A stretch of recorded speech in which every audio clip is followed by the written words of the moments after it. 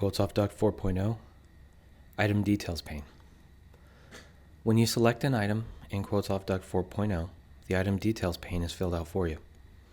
The name of the item, the legacy item code, the dimensions of the item, weight, square foot, item count, standard length, and standard and non-standards included in the run. For this item, 90-degree squared elbow, dimension 16 by 12 with 6-inch throats, we can see that it's 15.29 pounds, 13.23 square feet.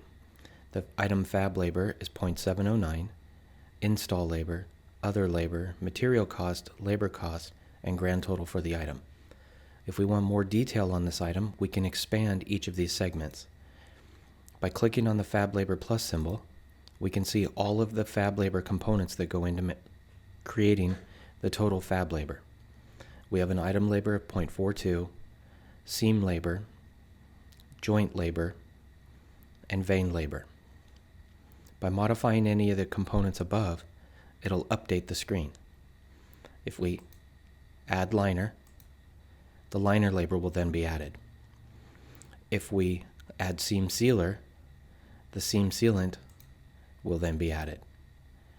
The Item Details pane allows you to get a quick look at the details within the item. Expanding the components, such as liner, will give you the details and how that liner calculation was made. The square foot per hour for 1-inch liner is 110. The total liner square feet needed is 10.725 with a scrap factor of 10%. That gives us our liner labor. The same can be said for material cost. All of the material cost components are available to you in the Item Details pane as well. Expanding the metal will show you what gauge, what the pounds per square foot, scrap percent, and all of the other variances that go into calculating the total metal needed for the item. Liner material cost per square foot, liner square foot total, and scrap percentage.